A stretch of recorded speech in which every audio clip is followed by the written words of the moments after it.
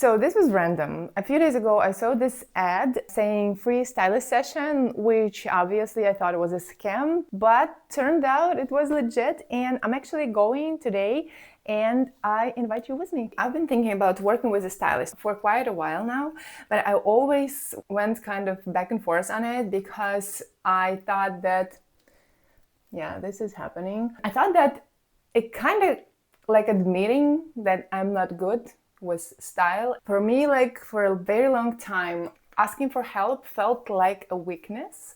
And I should tell you, this is a shift that you just need to make as early as possible in your mind that this is not true.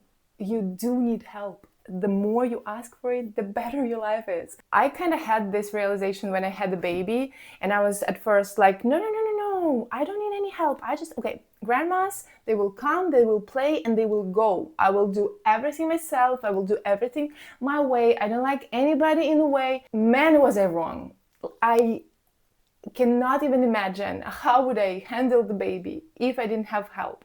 So after that, I started to kind of rethinking this whole weakness thing, and that's why I was like, okay, maybe this is a time to give a shot to a stylist. I live in Ukraine, and as you know, there is a war going on. The electricity was supposed to be off already like half an hour, so pretty much it could go off at any minute. So I wanted to kind of do my makeup and be ready in case it does, but hopefully it won't. Honestly, I don't remember when was the last time I put my mascara on because my cat died less than 2 months ago, and I find myself often still crying at random times, so I kind of skip mascara for now.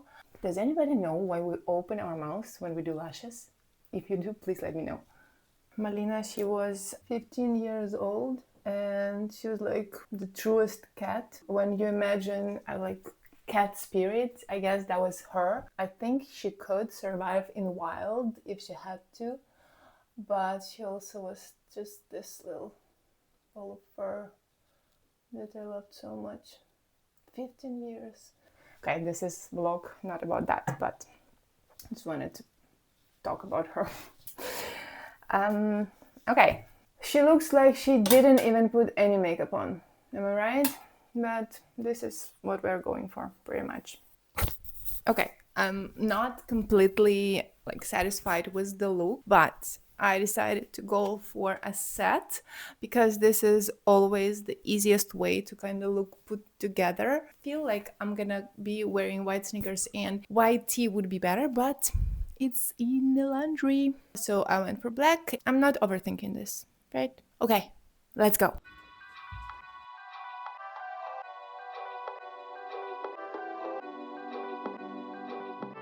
Honestly, this is kind of a big deal for me, going to a stylist, because I feel like I've been drifted with my personal style since the COVID, and then working from home, and then the war started in Ukraine, so there was not a lot of occasions to kind of style yourself, and not a lot of point. All kind of lost meaning. Then the pregnancy, the baby. Side note, this is my first time filming on the street, and I'm freaking out. My style lately being just sneakers and comfortable clothes, which is not 100% me. I definitely learned to appreciate comfort in the style, but I still want to be, feel like a woman. I'm kind of excited, but also nervous for some reason. I mean, when you pay for something, you kind of feel in control, and now when you're going for a free session, I'm not sure how it's gonna go, so a lot of insecurities coming out. We'll see.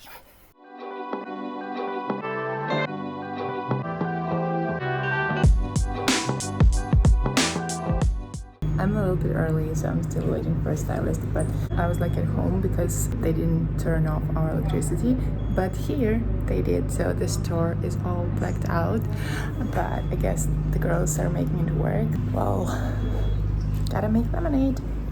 One of the reasons why I wanted to work with a stylist was that for over a decade I was blonde. It's been just like about a year when I grew my natural color, and I find myself reaching for the clothes and the colors that would fit me if I were blonde, but that don't anymore.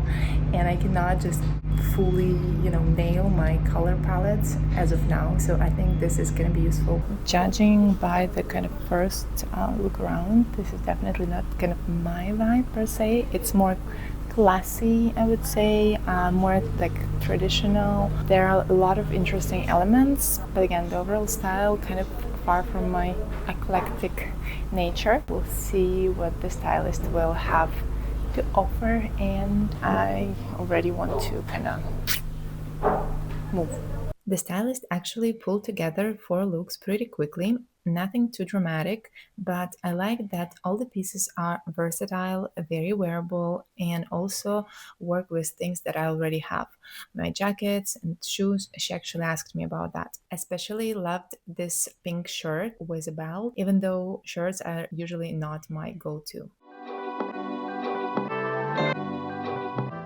Okay, it's been a while, but I wanted to finally wrap up how it actually went and share my verdict. So basically, it wasn't a scam per se, but it definitely was a marketing setup where they would expect you to buy at the end. And I would say even they did push a little bit too much on that. But regardless, I feel like that was a very interesting and useful experience. And there are 2 things I want to share with you. First, colors. When it comes to basics, especially for bottoms, I feel like I always went by default to black or gray because it goes with everything. But this dark blue pants she pulled for me actually made me realize that it doesn't have to go with everything. It just have to go with your colors. And the second thing, the belts. I completely forgot about them and I underestimated them my whole life, but the belt can instantly elevate a simple look like this dress and sweater. Belt is actually what makes it into an outfit. So overall, this session kind of refreshed my sense of style and the way I look at my wardrobe, and actually the way I style things that I already have. I am happy I did it. Thank you for going on this trip with me. Don't forget to subscribe.